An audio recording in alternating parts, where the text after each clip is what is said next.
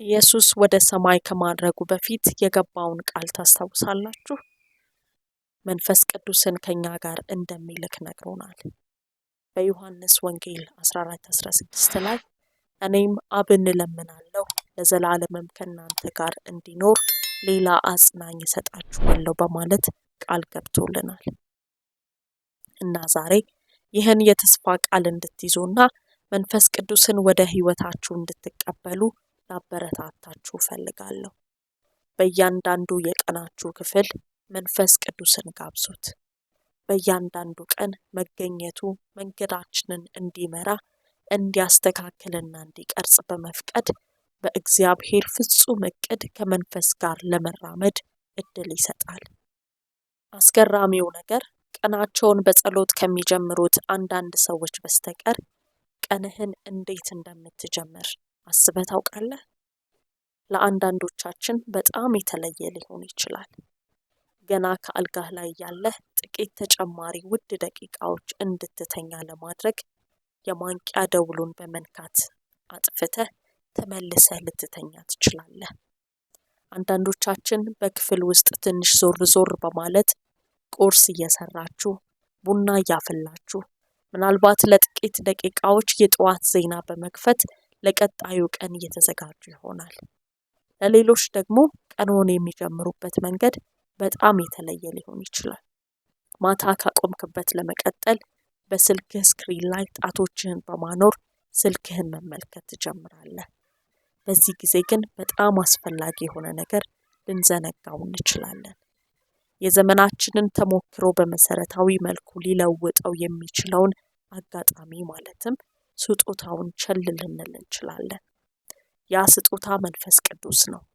ከአንተ ጋር ለመሆንና በአንተም ለመስራት ታማኝ መሆኑን አውቀህ ለእግዚአብሔር ክብር መንፈስ ቅዱስን ሁልጊዜ አጋርህ እንዲሆን መጋበዝ ትችላለህ። ስለዚህ ቀንህን በመንፈስ ቅዱስ መጀመር ማለት ምን ማለት ነው በማለት እያሰብክ ሊሆን ይችላል። ቡና እንደ መቅዳት ወይም ጫማህን እንደማሰር ቀላል አይደለም። ቀንህን በመንፈስ ቅዱስ መጀመር እጅግ የከበረ ነገር ነው። እግዚአብሔርን በመንፈሱ በኩል መጋበዝ በምታደርገው ነገር ሁሉ ከአንተ ጋር እንዲመራህ እንዲያነሳሳህና በመንገዱ እንድትራመድ የመጠየቅ ህሊናዊ ውሳኔ ነው። በፍጹም ጥበቡና ፍቅሩ እንዲመራን መፍቀድ የመኖር ብቻ ሳይሆን ከፈጣሪያችን ጋር ህብረት የማድረግ ፍላጎት ነው። በሐዋርያት ሥራ ምዕራፍ 8 ከቁጥር 29 እስከ 30 ላይ መጽሐፍ ቅዱስ እንደሚናገረው መንፈስ ቅዱስ ፊልጶስን ወደ ኢትዮጵያዊው ጃንደረባ ሲልከውና ያነበው ከነበረው የኢሳይያስ መጽሐፍ ተነስቶ እውነትን ሲገልጥለት በትክክለኛው ቦታ በትክክለኛው ጊዜ እንድንገኝ መንፈስ ቅዱስ እንዴት እንደሚመራን የሚያሳይ ክፍል ነው። ልክ እንደ ፊልጶስ ቀናችንን በመንፈስ ቅዱስ ስንጀምር ወደ እግዚአብሔር ምሪትና ወደ እግዚአብሔር ጥበብ መድረስ እንችላለን። ይህ በየማለዳው መጸለይ የሚያስፈልገን ጥሩ ምክንያት ነው። በሐዋርያት ሥራ 10 ጴጥሮስ በሰገነት ላይ ይጸልይ ነበር። ራእይንም አይቶ የእግዚአብሔርን ያልተገደበ ፍቅር በጥልቀት መረዳት እንዲችል አስችሎታል። እግዚአብሔር በመንፈሱ በኩል ጴጥሮስን ተናገረው፣ እየመራውም አስተምሮት ላቀደው ሥራ አዘጋጀው። አንዳንድ ጊዜ እነዚህ ታሪኮች ሩቅ ይመስላሉ ወይም የተፈጸሙት በመጽሐፍ ቅዱስ ውስጥ ብቻ ነው ብለው ያስቡ ይሆናል። ግን ያ እውነት አይደለም። ፊልጶስንና ጴጥሮስን የመራው መንፈስ ቅዱስ ያው መንፈስ ቅዱስ ለእያንዳንዳችን ምሪትን ሊሰጠን ዛሬም ሕያው ነው። ጥልቅ እውነት እዚህ አለ። ቀናችንን በመንፈስ ቅዱስ ስንጀምር የጤና ችግር፣ የገንዘብ ችግር ወይም የግል ትግል ሊሆን ይችላል።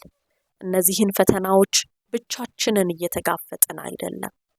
ጳውሎስ በሮሜ 8 ቁጥር 31 እንዳረጋገጠልን እግዚአብሔር ከኛ ጋር ከሆነ ማን ሊቃወመን ይችላል? ታዲያ መንፈስ ቅዱስን ወደ ማለዳችን እንዴት እንጋብዘዋለን? በቀላል ግብዣ ይጀምራል። ቀኑ ከመወሰዱ በፊት በጸጥታ ሰዓት ውስጥ አምላክን ወደ ቀኑ ለመቀበል ትንሽ ጊዜ ይውሰዱ። አንደበተ ርቱዕ ቃላት ወይም የተብራራ ጸሎቶችን አይጠይቅም። ዛሬ የሚመራኝ ልባዊ መንፈስ ከበቂ በላይ ነው። መንፈስ ቅዱስ የጠዋት ምግብ ይሁን። ሰውነትህን እንደምትመግብ መንፈስህንም መግብ። በእያንዳንዱ ቀን የምትበላው የመጀመሪያው ነገር የአምላክ ቃል ይሁን። በዘዳግም ምዕራፍ 8 ቁጥር 3 ላይ እንደምናስታውሰው ሰው የሚኖረው በእንጀራ ብቻ አይደለም፣ ነገር ግን ሰው የሚኖረው ከእግዚአብሔር አፍ በሚወጣ ቃል ሁሉ ነው። መንፈስ ቅዱስ ወደ ማለዳው መጋበዝ የዕለት ተዕለት ቁርጠኝነት ነው። በእድገት በአስደናቂ ግኝቶችና በለውጥ የተሞላ ጉዞ ነው። አስቸጋሪ ሆኖ የሚሰማህ ቀናት ሊኖሩ ይችላሉ። መንፈስ ቅዱስ ካንተ ጋር በእርግጥ አለ ወይ ብለህ ልትጠይቅ ትችላለህ። ነገር ግን አስታውስ፣ መንፈስ ቅዱስ በእግዚአብሔር ተስፋ ላይ እንጂ በስሜት ላይ የተመሰረተ አይደለም። በማታውቁትም ጊዜ እርሱ ከናንተ ጋር ነው እና ቀንህን በመንፈስ ቅዱስ ስትጀምር የሚሆነውን ለውጥ ጠብቅ። በግርግር ውስጥ ሰላም፣ በድካም ውስጥ ጥንካሬና ግራ መጋባት ውስጥ ግልጽነትን ታገኛለህ። ከነዚህ በረከቶች በተጨማሪ ከአምላክ ጋር ያለህ ግንኙነት ይህ ዓለም ሊሰጥ ከሚችለው ከማንኛውም ነገር የበለጠ ጥልቅና የበለጠ የጠበቀ ግንኙነት ታዳብራለህ። ስለዚህ ይህንን መንፈሳዊ ልምምድ እንቀበል። ዛሬ ብቻ ሳይሆን በየቀኑ በእያንዳንዱ ቀን ከእግዚአብሔር መንፈስ ቅዱስ ጋር ናችንን እንጀምር። በሁለተኛ ቆሮንጦስ 13:14 መጽሐፍ ቅዱስ የጌታችን የኢየሱስ ክርስቶስ ጸጋ፣ የእግዚአብሔር ፍቅር፣ የመንፈስ ቅዱስም ኅብረት ከሁላችሁ ጋር ይሁን በማለት ያበረታታናል። አሁን የዚህን ጸሎት በረከቶች ሁሉ እንድታገኝ ይህንን ጸሎት ከኔ ጋር እንድትጸልይ እፈልጋለሁ። ወደ ቸር አምላካችን እንጸልይ። የሰማይ አባት፣ አንተ አልፋና ኦሜጋ ነህ። የመጀመሪያውና የመጨረሻው አንተ የዓለማት ፈጣሪ ነህ። ሰማይንና ምድርን የሰራህ አንተ የሚታየውንና የማይታየውን ሁሉ አምላክ ነህ። አንተ በጨለማ ውስጥ ብርሃን ነህ። ለደካሞች መጠጊያ ነህ።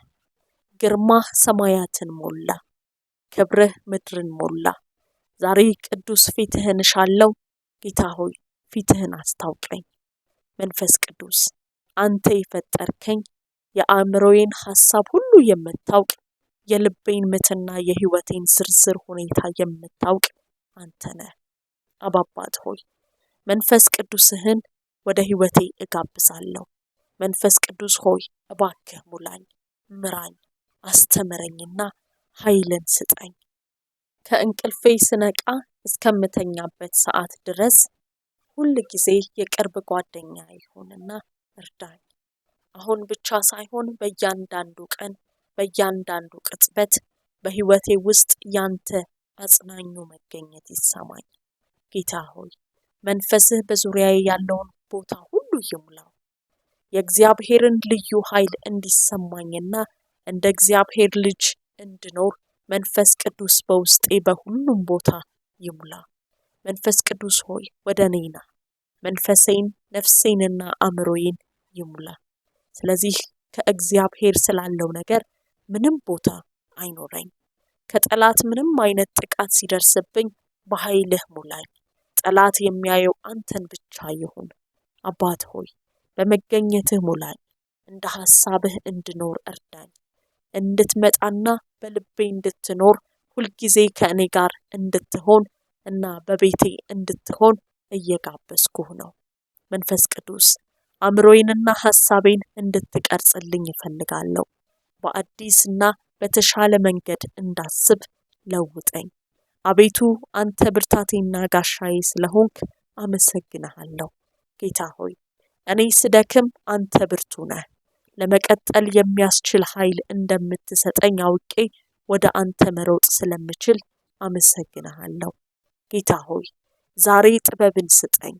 የጥበብ ሁሉ ምንጭ አንተ ነህ። ጥበብ የተሞላን ምርጫ እንዳደርግ እርዳኝ። ትክክለኛ ቃላትን እንድናገርና አንተን በሚያስደስትበት መንገድ እንድኖር እርዳኝ። አባት ሆይ የመንፈስ ቅዱስህ ማደሪያ ሆኖ ለሚያገለግለው ሰውነቴ ጤንነትን እንድትሰጠኝ እጸልያለሁ። ጌታ ሆይ ሙሉና መለኮታዊ ጤና እንዲሰጠኝ እጸልያለሁ። ከጭንቅላቴ እስከ እግር ጫማ ድረስ የፈውስ ንክኪን እጠይቃለሁ። እያንዳንዱ ሴል፣ እያንዳንዱ አካል፣ በሰውነቴ ውስጥ ያለው እያንዳንዱ ስርዓት በአንተ ንድፍ መሰረት እንዲሰራ እጸልያለሁ። ሰውነቴ ጠንካራና ለማጥቃት የሚሞክረን ማንኛውንም በሽታ መዋጋት የሚችል ይሁን። ከጉዳትና ከአደጋ እንድትጠብቀኝ እጸልያለሁ። እንዲሁም በማንኛውም ጎጂ ነገሮች ወይም ጤንነቴን ሊጎዱ ከሚችሉ ልማዶች እንድትጠብቀኝ እጸልያለሁ። ጌታ ሆይ ለበረከትህ እጸልያለሁ። መልካም ነገር ሁሉ ከአንተ ዘንድ ይመጣል። ስራዬን ባርክ፣ የምወዳቸውን ሰዎች ባርክ፣ የምኖረውን ህይወት ባርክ። በዚህም ሁሉ ግን ለሌሎች በረከት እንድሆን እርዳኝ። በዙሪያዬ ላሉ ሰዎች ደስታን፣ እርዳታንና ተስፋን ለማምጣት ተጠቀመብኝ። አባት ሆይ መለኮታዊ ጥበቃህን እጠይቃለሁ። በዓለም ላይ ብዙ አደጋዎችና ችግሮች አሉ፣ ግን አንተ ጠባቂ እንደሆንክ አውቃለሁ። አንተ መጠጊያዬ፣ ጋሻዬ ነህ። ከጉዳት ጠብቀኝ፣ ከክፉም አድነኝ፣ ወደ አንተም አቅርበኝ። ጌታ መንፈስ ቅዱስ ሆይ ረዳቴ ስለሆንክ አመሰግንሃለሁ። ምንም ነገር የእግዚአብሔርን ፍቅር ከኔ ሊወስድ እንደማይችል መንፈስ ቅዱስ ሁልጊዜ እንድታስታውሰኝ እጸልያለሁ። በእግዚአብሔር ፊት ውድ እንደሆንኩና በክርስቶስ ኢየሱስ ማን እንደሆንኩ እንድረዳ እርዳኝ። መንፈስ ቅዱስ ሆይ ለውጠኝ፣ በመንፈስህ ፍሬዎች ሙላኝ። ጌታ ሆይ የመንፈስ ፍሬዎችን በህይወቴ እንዳሳይ እርዳኝ። ለራሴ ጥቅም ብቻ ሳይሆን ነገር ግን በዙሪያዬ ላሉ ሰዎች ጥቅም፣ በዚህ ጸሎት ለሚተባበሩት ሁሉ ይሆን። አሁን ልባቸውን ለአንተ ለሚከፍቱ ሰዎች ሁሉ በመንፈስ ቅዱስህና በፍቅርህ እንድትሞላቸው እጠይቃለሁ። ቀኑን ለማለፍ ብርታት ለሚፈልጉ ሁሉ መንፈስ ቅዱስ ብርታትንና ድፍረትን ስጣቸው። በህመም ወይም በህመም ስሜት ለሚነቁ ሁሉ መንፈስ ቅዱስ አንተ አጽናኝ ሁንላቸው። ልባቸው በሚጨነቅበት ጊዜ እንዲረጋጉ እርዳቸው። መንገድ ለጠፋበት ሰውና ምን ማድረግ እንዳለበት ለማወቅ የተወሰነ እርዳታ ለሚያስፈልገው ሰው እንደ ጥሩ ጓደኛ እንድትሆነው መንፈስ ቅዱስን እለምንሃለሁ። አመራርን ስጣቸው። ጌታ ሆይ ይህን ጸሎት ስለሰማህ አመሰግንሃለሁ። ጌታ ሆይ አባቴ፣ ወዳጄ፣ ረዳቴና መሪ ስለሆንክ አመሰግንሃለሁ። በኢየሱስ ክርስቶስ ታላቅና ድንቅ ስም